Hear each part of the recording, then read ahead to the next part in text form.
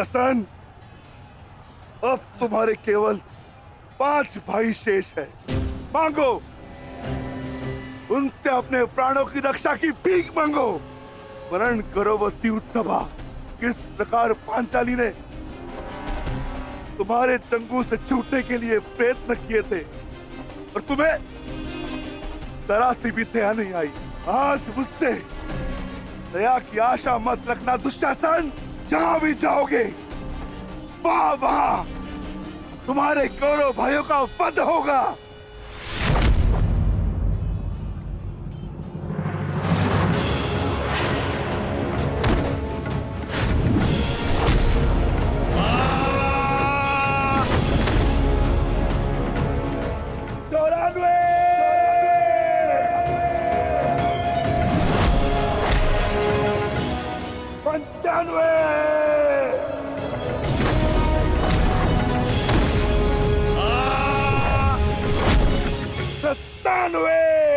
सेनापति काट, मेरी रक्षा करो।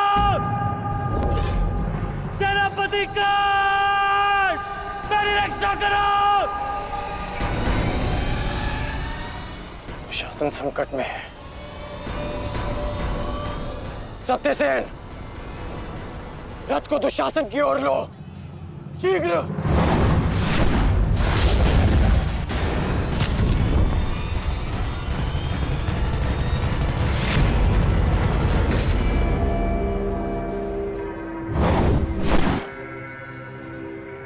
आज नहीं अंगराज, कुछ समय पहले ही तुमने मुझे द्वंद के लिए चुनौती दी है और अब इस द्वंद को छोड़कर जा रहे हो। तुम्हारा वध करना मेरी प्रतिज्ञा है अर्जुन, और दुशासन की सुरक्षा मेरा कर्तव्य है। मेरी प्रतिज्ञा प्रतीक्षा कर सकती है, किंतु मेरा कर्तव्य नहीं। तुम जा सकते हो अंगराज, इस द्वंद को समाप्त करो और चले जाओ, किंतु इससे पूर्व ना तुम यहां से जा सकते हो और ना ही मैं तुम्हें यहां से जाने दूंगा। तो ठीक है अर्जुन, चलो आज इस द्वंद को समाप्त करें। आप जानते हैं माधव कि भले ही मेरे पास वास्तविक शक्ति नहीं, परंतु तब भी मैं इस द्वंद को एक बाण में समाप्त कर सकता हूं। मैं आपको वचन देता हूं कि युद्ध के दौरान मेरा आह्वान करने पर मैं आपके बाण पर बैठूंगा, और जिस शत्रु पर भी आप मेरा संधान करेंगे वो जीवित नहीं रहेगा।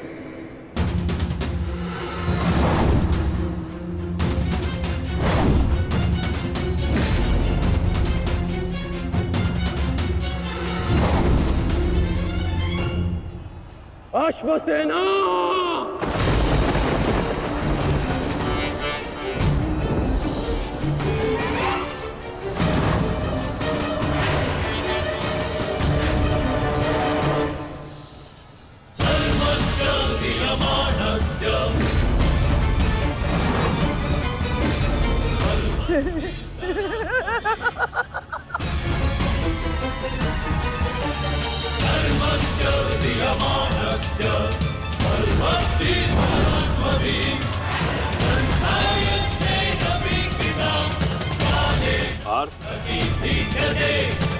नागराज तक्षक के सेनापति अश्वसेन बाण पर बैठकर प्रहार करने वाले अपना प्रतिशोध पूर्ण करने के लिए पांडव प्रस्थ के दहन के प्रतिकार के लिए सावधान रहना पार्थ।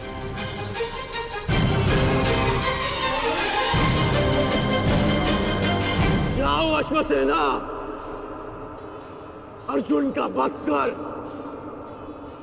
अपने ऋण से मुक्त हो जाओ।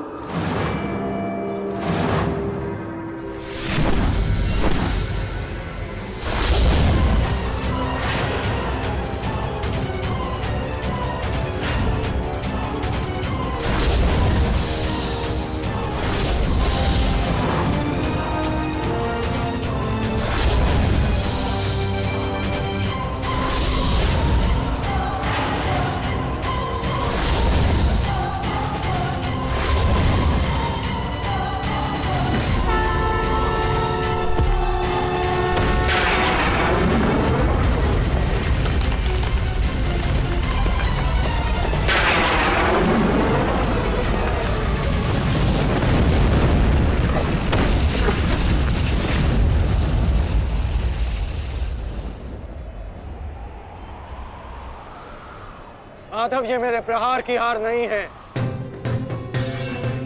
ये आपकी जीत है। पुनः आपने अर्जुन की रक्षा की, किंतु कब तक आप और भाग्य अर्जुन की सुरक्षा करते रहेंगे?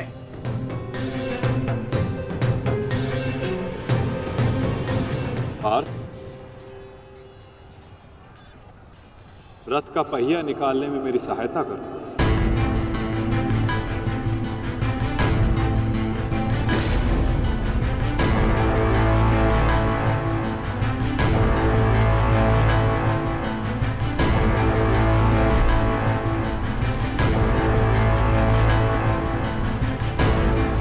प्रहार कीजिए अंगराज, यही अवसर है।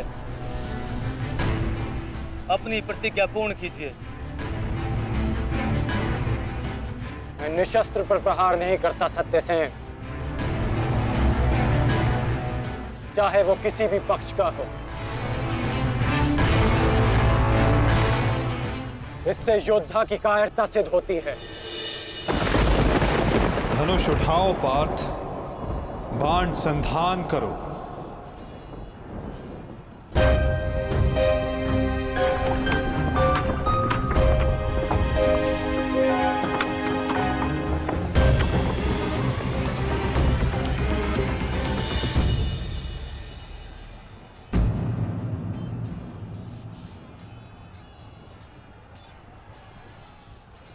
कर्ण विकोदर भीम को रोकने गए हैं पार्थ। शीघ्रता कीजिए माधव, हमें कर्ण को रोकना होगा।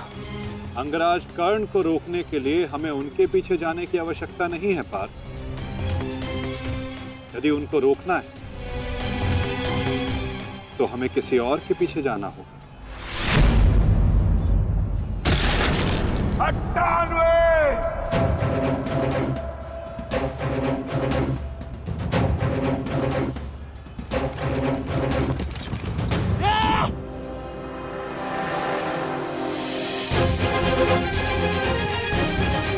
मामा श्री, मेरी रक्षा कीजिए। मुझे जीवित नहीं छोड़ेगा मामा श्री, मेरी सहायता कीजिए मामा श्री।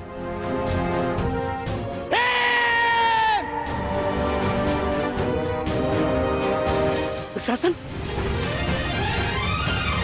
इस समय तुम्हारी रक्षा तुम्हारे मामा की नहीं, तुम्हारे भाव के वश में है। जितनी गति से हो सके भाग जाओ। भाग जाओ, भाग जाओ दुशासन।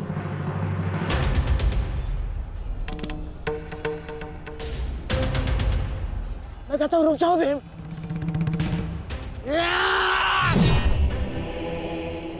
और मैं कहता हूं, मेरे सामने मत रुकना मामाश्री। आपका अंत करने की प्रतिज्ञा मेरी नहीं, मेरे अनुज सहदेव की है। परंतु आज आपने मेरे प्रतिज्ञा के मध्य आकर मेरे हाथों से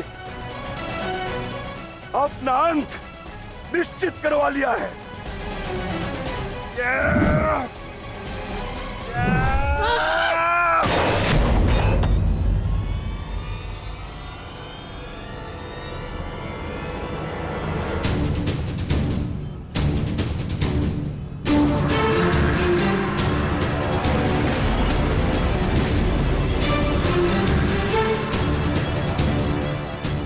कदाचित कोई और दिन होता तो आपकी रक्षा नहीं करता गांधार राज, परंतु आपका सौभाग्य कि मैं कौरव सेना का सेनापति हूं और आप मेरे पक्ष में हैं,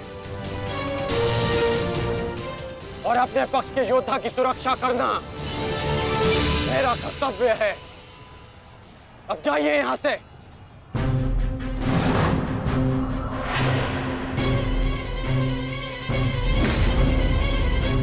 नहीं करण, अभी नहीं, चेतावनी देता हूं। मेरे प्रतिज्ञा के बीच में से हट जाओ। कहीं ऐसा ना हो कि मेरे अनुज का अधूरा द्वंद मैं पूरा कर दूं। हट जाओ मेरे मार्ग से। इस समय हम दोनों एक दूसरे के मार्ग में नहीं, हमारी प्रतिज्ञा एक दूसरे के समक्ष खड़ी है। तुम्हारी प्रतिज्ञा है कि तुम कौरवों का नाश करोगे और मेरी प्रतिज्ञा है कि मैं उनकी सुरक्षा करूंगा।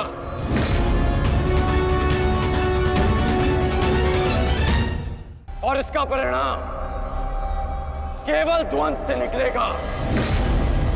तो आ जाओ भीम।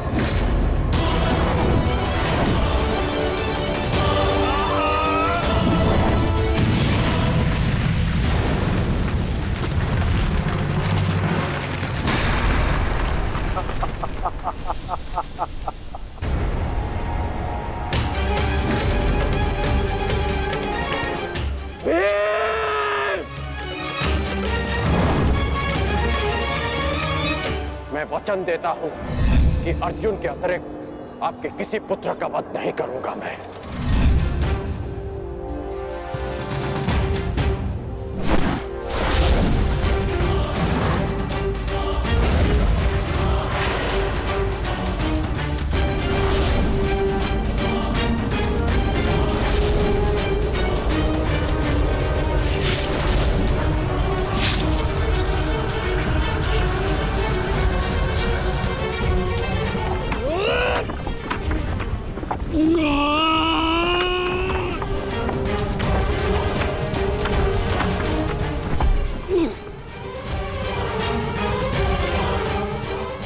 सत्यसेन!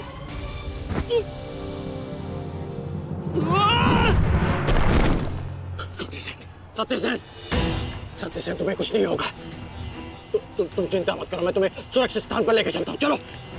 नहीं अंगराज, अब आप अंगराज कर्ण नहीं, सेनापति कर्ण है।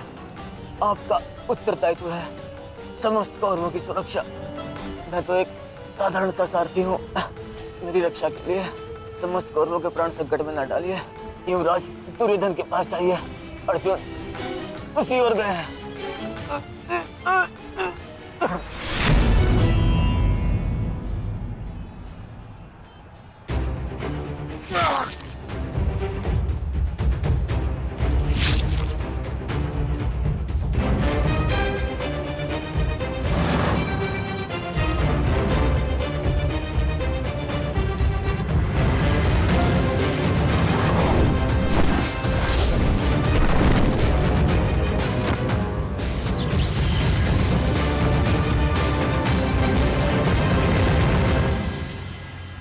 एक प्रतिज्ञा ने तुम्हें बचा लिया भीम।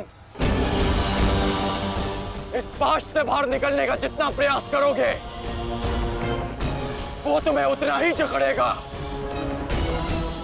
अपने प्राण बचाना चाहते हो तो अधिक प्रयास मत करना, अन्यथा दम घुटने से अपने प्राण को बैठोगे।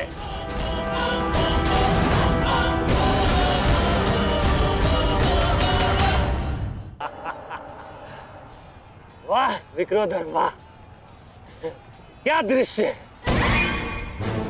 मुझे उस सभा का स्मरण हो गया जब मैं पांचाली को घसीट कर लाया था। दुशासन! क्रोध आ गया भीम, क्रोध। क्षमा करना भीम, क्षमा करना कि तुम्हारी भाभी को नहीं, तुम्हारी अर्धांगिनी को। इस समय तुम्हारी अर्धांगिनी है या भाभी? एक एक माह काट कर रखा है या फिर एक एक वर्ष? ठीक कहा था अंगराज, उचित कहा था।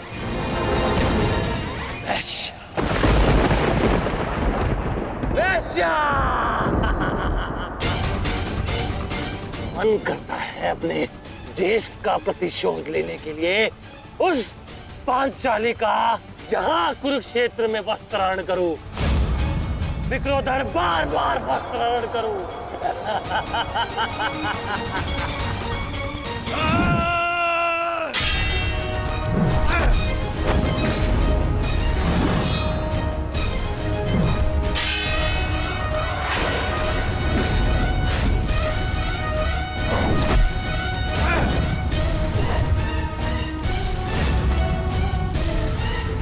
अपने अनुजों की मृत्यु का प्रतिकार लूंगा मैं। सुदर्शन!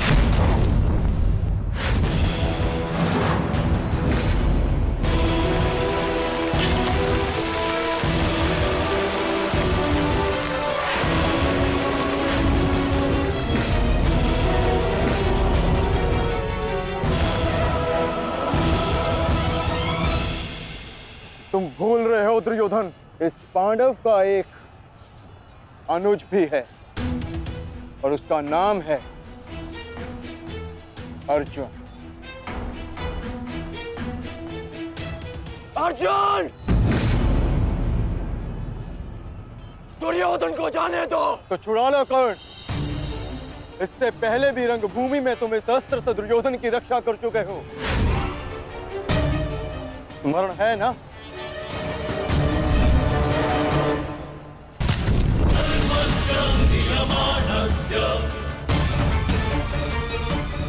किंतु आज इसकी रक्षा कोई नहीं कर पाएगा और तुम्हारे बाणों को मैं इसकी रक्षा करने नहीं दूंगा।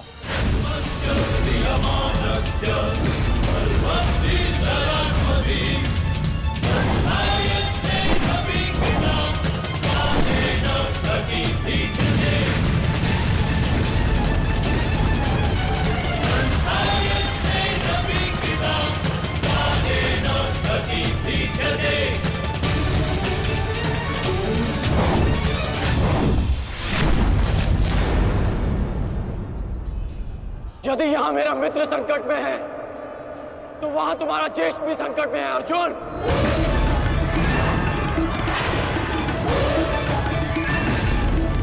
अब निर्णय तुम्हारा है। अपने ज्येष्ठ के प्राण बचाओ या उसके दम घुटने की प्रतीक्षा करो। क्या करोगे अर्जुन? सेनापति का मेरी रक्षा करो।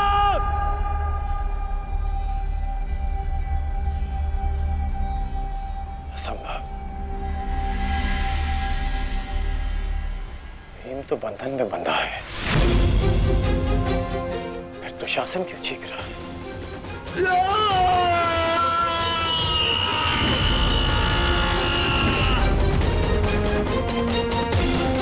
मित्र संकट में है, तो वहां तुम्हारा ज्येष्ठ भी संकट में है अर्जुन। और निर्णय तुम्हारा है। अपने ज्येष्ठ के प्राण बचाओ या उसके दम घुटने की प्रतीक्षा करो।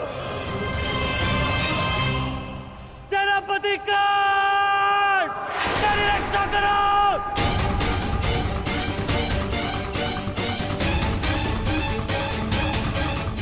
असंभव। भीम तो बंधन में बंधा है, फिर दुशासन क्यों चीख रहा है?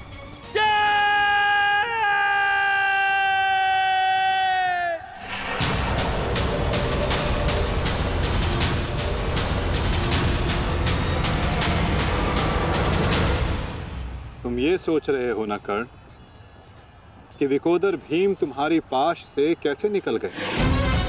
कदाचित तुम भूल रहे हो कि विकोदर भीम पवन पुत्र है और पवन को कौन रोक सकता है?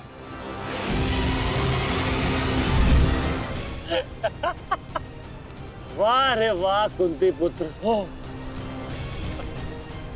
पवन पुत्र। बस इतना ही बल है तुमने। बुलाओ बुलाओ अपने भाइयों को यहाँ।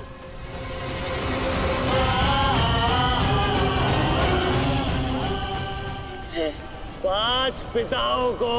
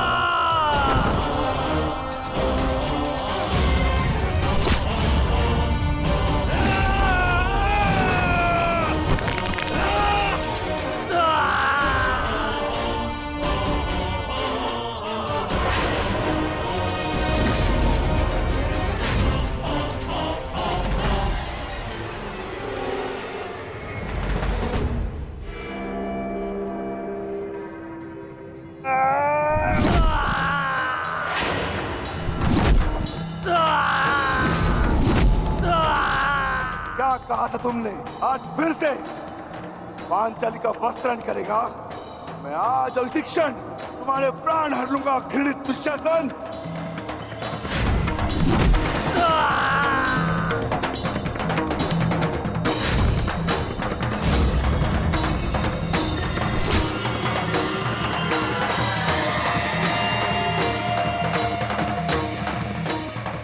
इसी भांति तुम पांचाली के केश पकड़कर द्यूत सभा में लाए थे ना?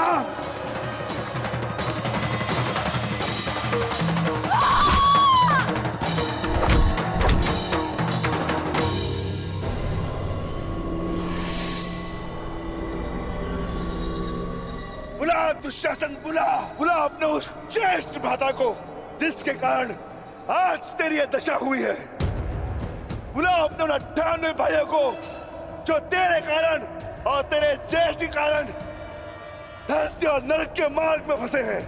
बुला दुशासन, बुला, आज तो तू बुला। तुझको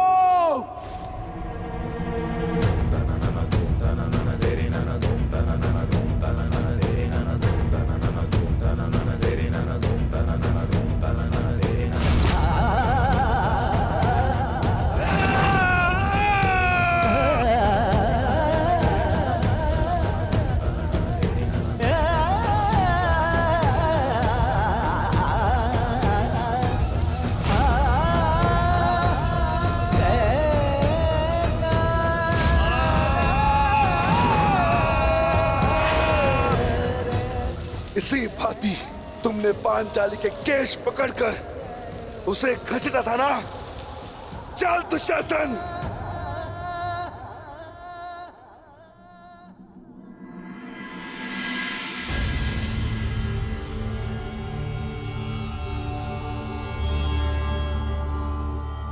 प्रणिपात माता,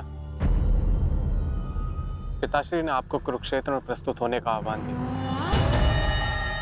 आशा करती हूँ वृकोदर, युद्ध समाप्त होने के पश्चात आपकी पत्नी पुनः अपने केश बांध सकेगी। मुझे विश्वास है पांचाली कि इस आने वाले युद्ध में मैं वृकोदर भीम उस दुशासन की छाती फाड़कर उसके छाती के लहू से तुम्हारे केश सींच पाऊंगा।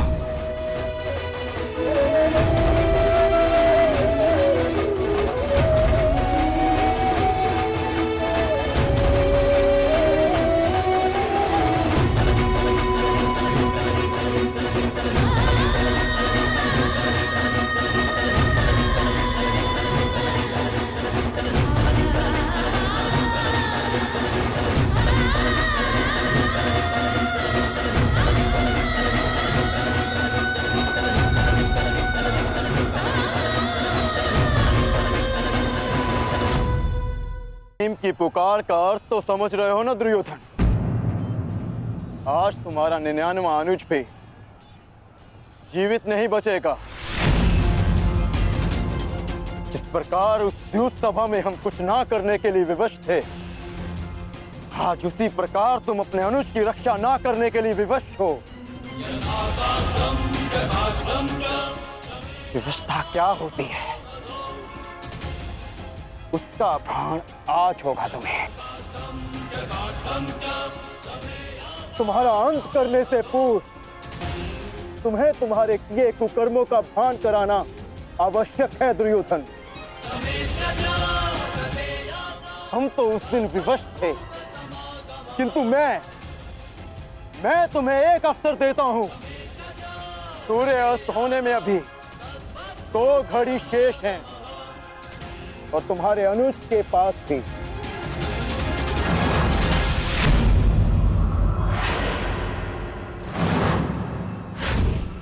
जाओ, बचा सकते हो तो बचा लो अपने अनुज को।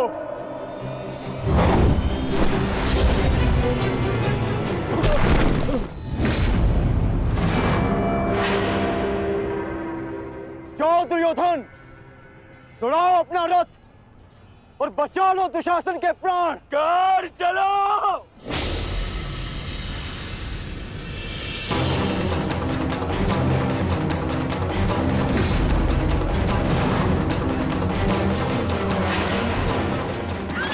ध्यान रखना कौन, आज किसी के रथ का वेग भ्राता भीम के प्रहार से अधिक शक्तिशाली नहीं होगा।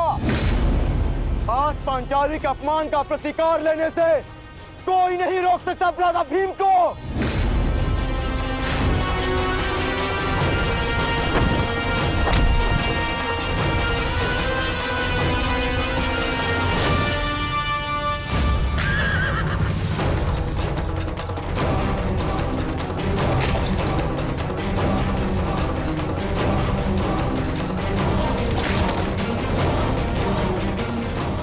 शीघ्रता करो मित्र।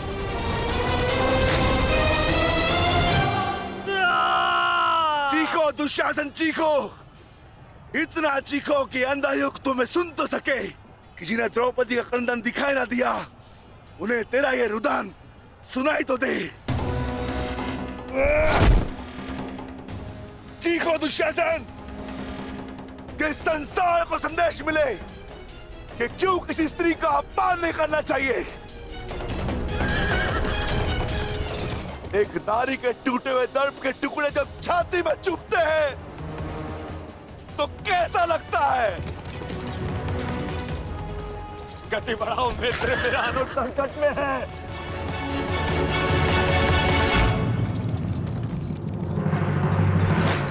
इस बाएं हाथ से तुमने द्रौपदी के केश पकड़े थे ना, स्मरण है ना नीच?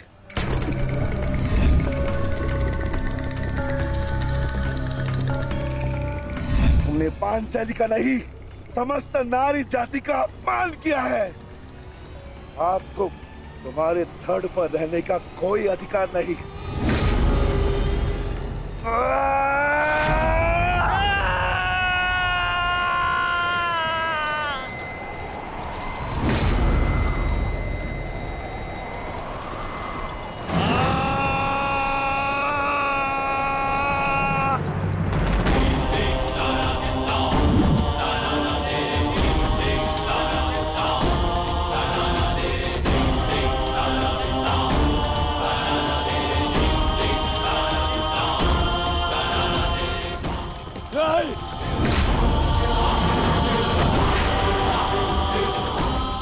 इसी दाएं हाथ से तुमने द्रौपदी का चीर पकड़कर खींचा था ना?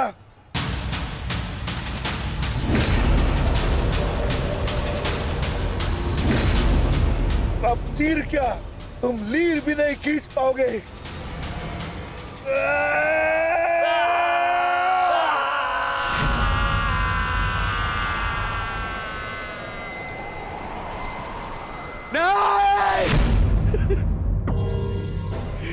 बस करो संजय, बस करो, मुझे कुछ और नहीं सुनना।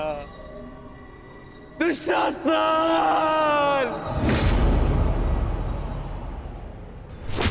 इसी छाती को पीट पीट कर तुमने पुरुषार्थ का ढोल पीटा था ना, अपने पुरुष होने का दम भरा था ना। अब मैं पीटता हूं तुम्हारी छाती।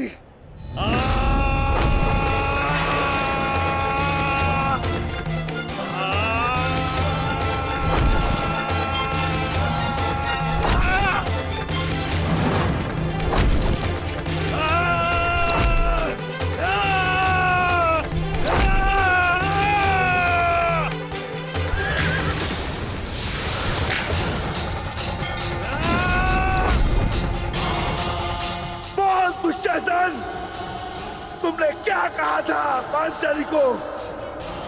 बोल, तुमने क्या कहा था पांचाली को? वैश्या! बोल दुशासन, फिर से बोल।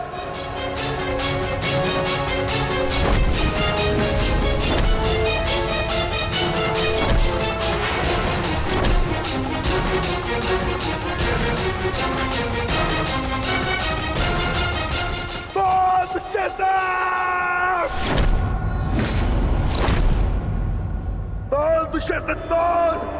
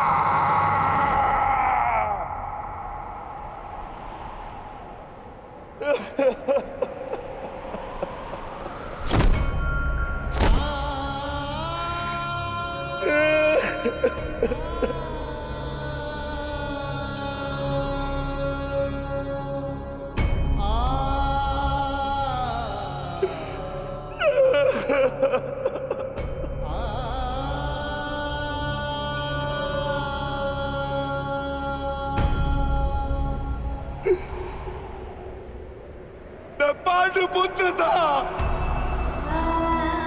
मैं देवपुत्र था।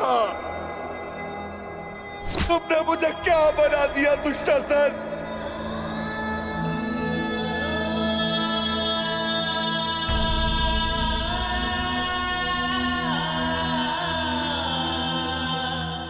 तुमने मुझे पशु बना दिया, तुमने मुझे एक राक्षस बना दिया।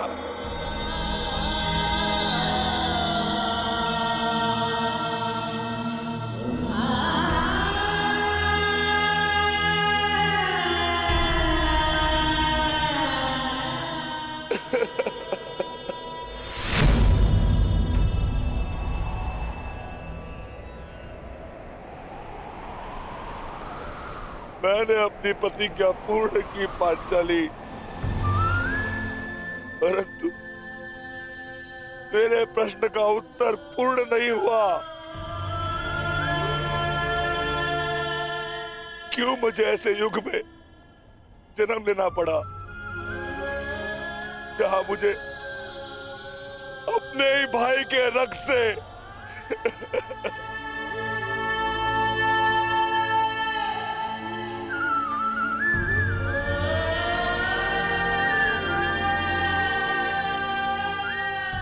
ऐसा क्यों हुआ पांचाली? ऐसा क्यों हुआ?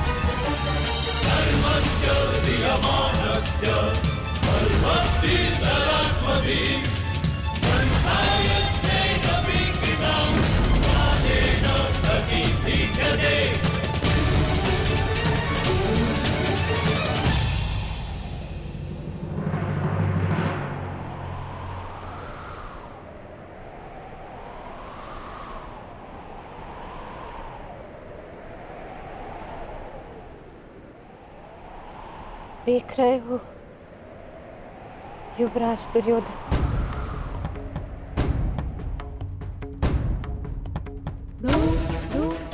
देख रहे हो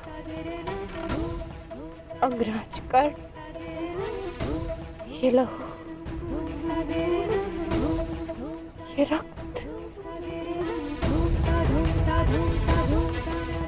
ये 5 गांव ना देने का मूल्य नहीं।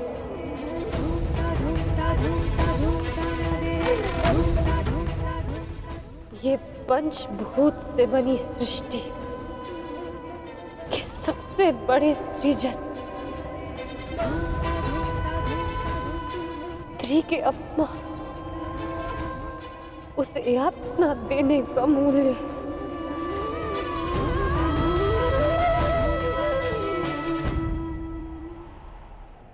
एक स्त्री, एक माता, एक पत्नी का जब जब अपमान होगा,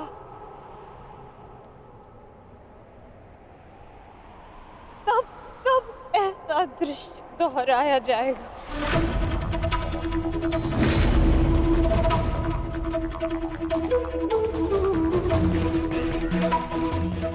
तब तब ऐसा दृश्य दोहराया जाएगा दुर्योधन।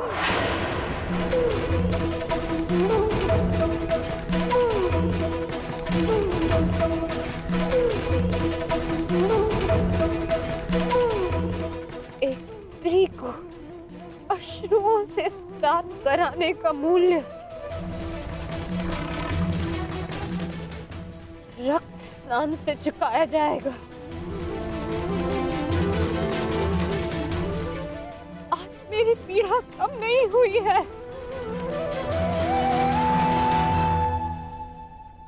और बढ़ गई है।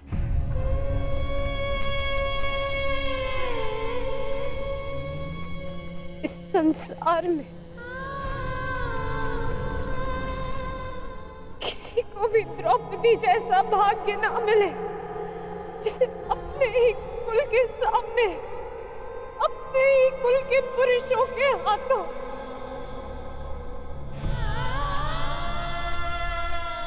अपमान सहना पड़ा और अपने ही कुल के वंशजों के रक्त से स्नान करना पड़ा।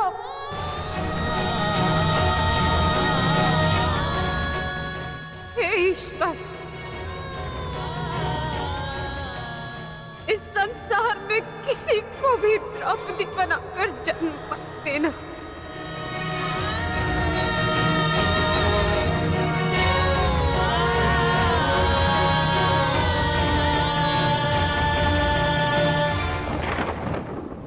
आपके लिए अपने प्राण देकर प्रसन्नता होगी मुझे, क्योंकि मेरे माता पिता ने आज तक मेरा मुख नहीं देखा, और मेरे लिए आप ही मेरे पिता और आप ही मेरी माता हैं। मेरा भाई, मेरा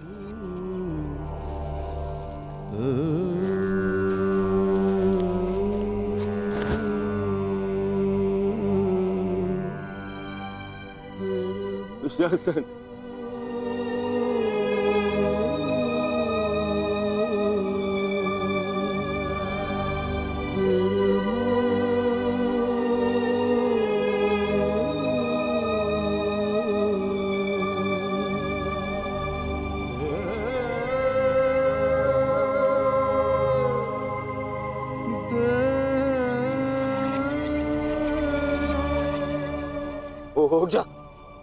उठ जा, देख, युद्ध समाप्त हो गया है। तेरी बुझा है, तेरी बुझाओं के बल के सहारे ही तो मुझे संसार पर राज्य करना था।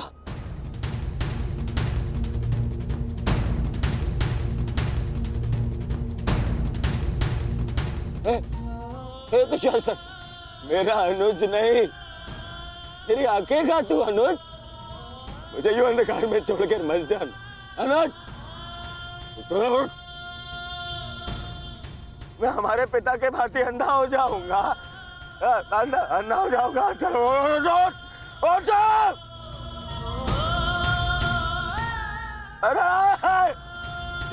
अरे इसकी बुझाई क्या है? अरे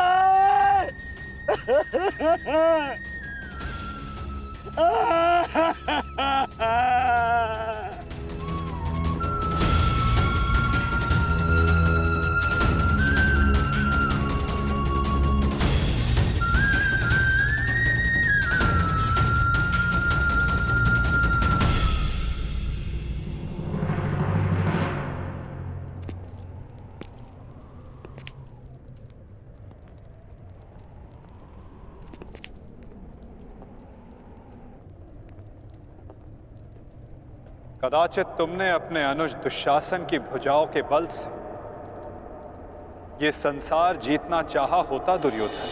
नारायणं नमस्कृत्य नरं चैव तो आज सारा संसार तुम्हारा दास होता, किंतु नहीं, तुमने इसकी भुजाओं के बल से एक स्त्री का वस्त्र हरण करना चाहा दुर्योधन।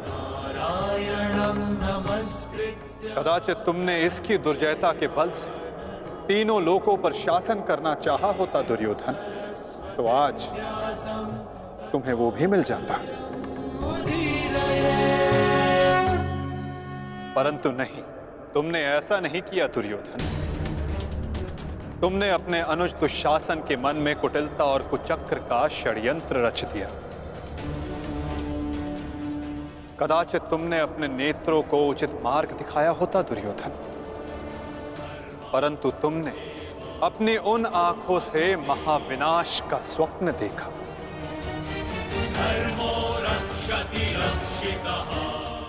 स्मरण रहे दुर्योधन, नियति, धरती और प्रकृति ये तीनों स्त्री हैं।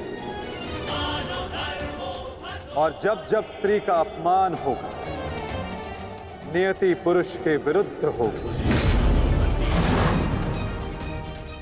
धरती उस अपमान का भार नहीं सहेगी और प्रकृति उसे नष्ट कर देगी।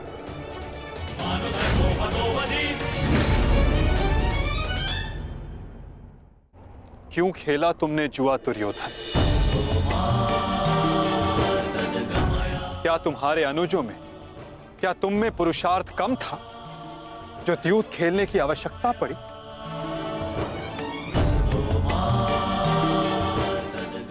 इसी द्यूत के कारण एक स्त्री पहले अपने ही अश्रों में नहाती है और अब अपनों के ही रक्त से।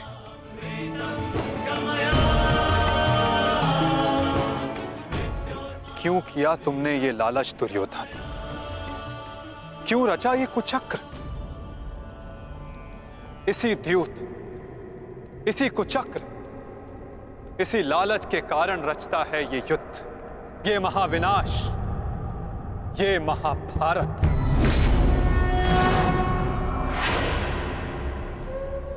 क्यों आज एक भ्राता को अपने ही अनुज के रक्त को पीना पड़ा और दूसरा आज स्वयं के रक्त में लथपथ है? स्मरण रहे, जो हाथ स्त्री की लाज, उसके मान के रक्षण के लिए, यदि वो हाथ स्त्री की लाज उतारने का दुस्साहस करेंगे, उसका मान भंग करने का दुस्साहस करेंगे, तो उन हाथों को धड़ से अलग कर दिया जाएगा।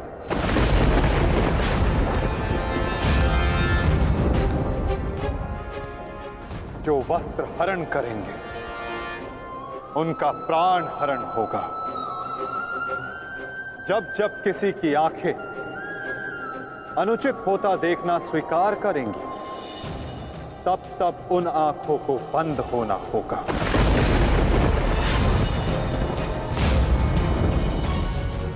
यही नियति है, यही प्रारब्ध है और यही है इस महाभारत का कारण और निवारण।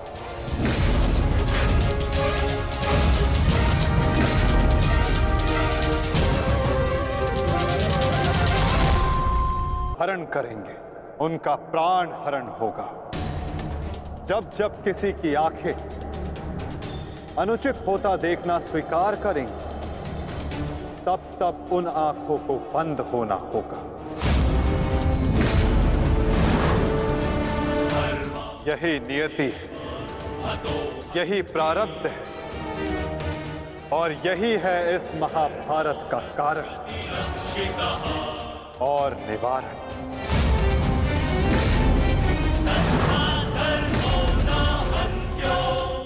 अधर्म की ओर धर्म के बढ़ते बाणों को रोकने का प्रयास करने वालों को बाणों की शैया पर विश्राम करना होगा। जो अधर्म की आज्ञा पर शीश झुकाएंगे, उन्हें स्वयं का शीश कटाना होगा।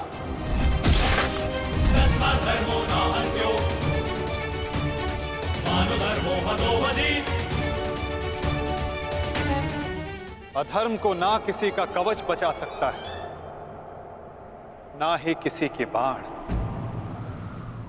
ऐसा कोई रथ नहीं जिस पर अधर्म चढ़कर अपने लक्ष्य तक पहुंच सके। ग्रास लेगी ये धरा उस अधर्मी को भी और अनचाहे उसका साथ देने वाले के रथ को भी। जो एक झूठे वचन के लिए सत्य के चक्र के समक्ष आकर खड़ा होगा, उसे स्वयं सत्य के चक्र के साथ धंसना होगा।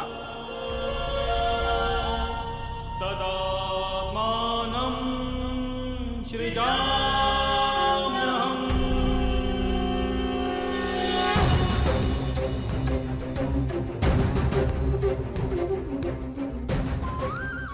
तुम्हारे अपमान का नहीं, समस्त स्त्री जाति के अपमान का प्रतिकार है पांचाली।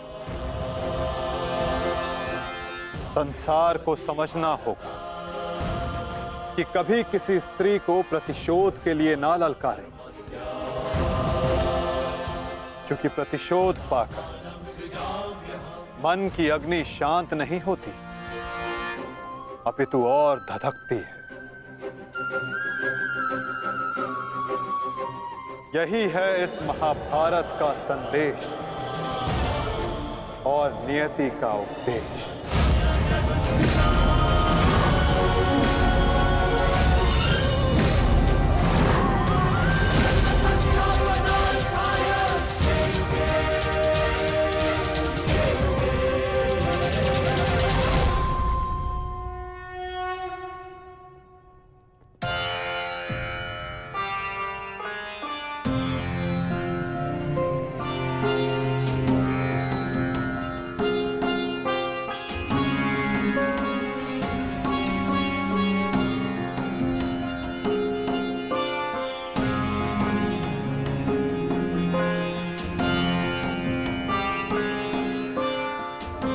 अपने आप को संभालो मित्र, एक योद्धा को रोकर विदा नहीं करते।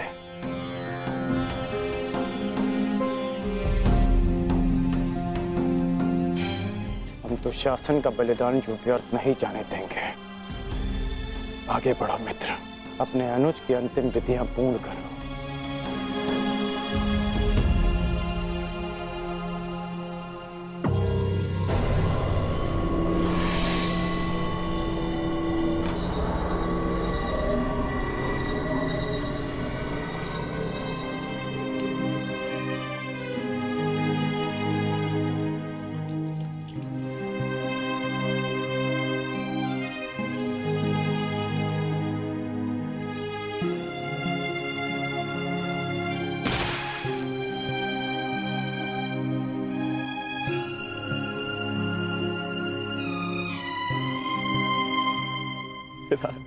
अच्छा, प्रेहि प्रेहि पतिभिः पूर्वैर्भिर्यत्रा न पूर्वे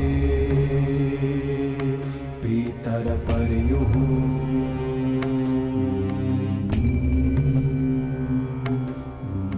भूभराजना स्वधया वरुणं च दिवम्। पुत्र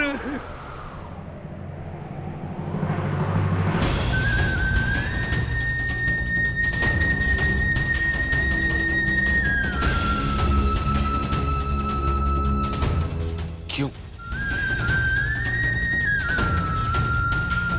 कैसे कैसे होने दिया तुमने ये?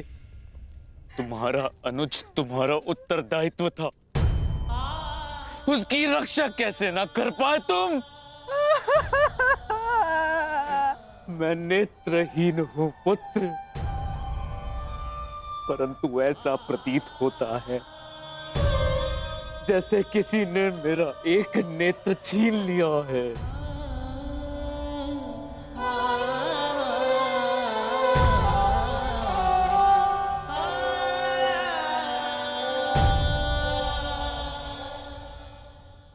कहते हैं सर्वनाश उत्पन्न होने पर जो उसे आधा बचा ले पुत्र, वो ज्ञानी होता है पुत्र। मैं अपने 99 पुत्रों को तो खो चुकी हूँ, परंतु मैं अपना अंतिम पुत्र नहीं खोना चाहती, नहीं खोना चाहती।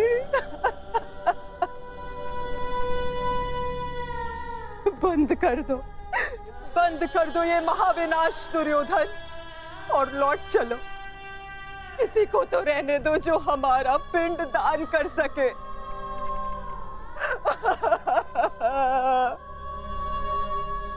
चलो पुत्र, लौट चलो। नहीं, अब इस युद्ध को रोका नहीं जा सकता। मैं इस युद्ध के ऐसे पड़ाव पर पहुंच चुका हूं जहां से पीछे लौटना संभव नहीं। ये दलदल या तो मुझे निगल जाएगा और या मैं इसे समाप्त कर दूंगा। अब या तो उन पांडवों का अंत होगा और या तो मेरा। नहीं। उससे पूर्व कदाचित ये युद्ध नहीं रोक सकता। अब ये युद्ध ना मुझे राज्य के लिए लड़ना है और ना ही सम्राट बनने के लिए। ये युद्ध करना है प्रतिकार के लिए। जिन पांडवों ने मेरे 99 भ्राताओं का वध किया, उनके वंश का समूल नाश करूंगा मैं।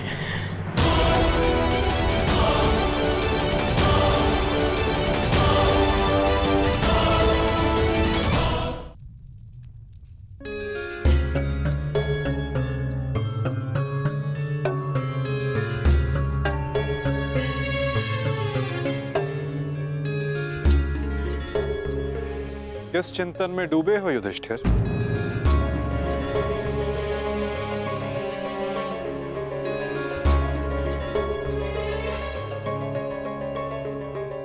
प्रणिपात वासुदेव।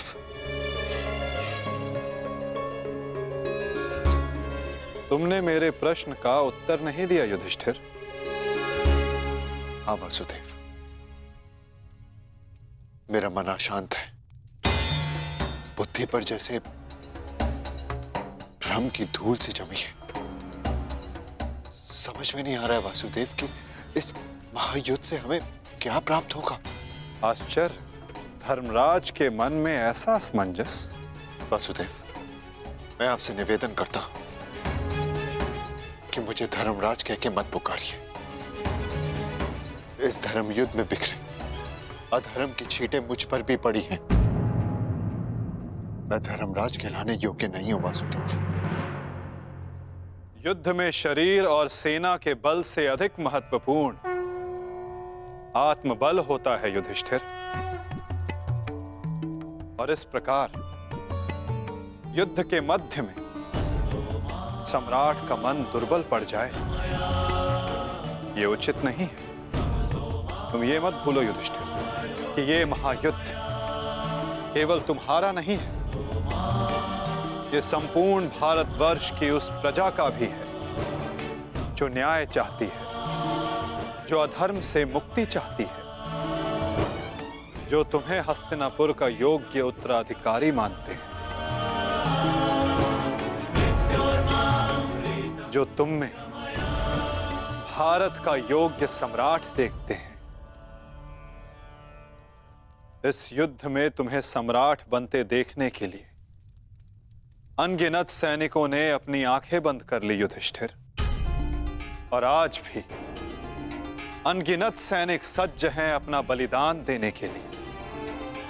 एक सम्राट का कर्तव्य है कि वो अपनी सेना, अपनी प्रजा का मार्गदर्शन करे, ना कि स्वयं दुविधा में फंस जाए।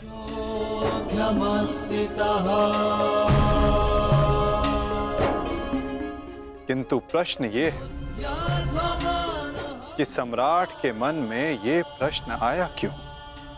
कहीं सम्राट को ऐसा तो नहीं लगता कि उनके प्रिय अनुज महायोद्धा अर्जुन पूरे मनोयोग के साथ भाग नहीं ले रहे? कदाचित इसीलिए अंगराज अब तक युद्ध क्षेत्र में है। अंगराज का वध केवल अर्जुन के हाथों संभव है। यदि युद्ध भूमि में अर्जुन अंगराज का वध कर देते हैं तो अवश्य ये संभव है युधिष्ठिर।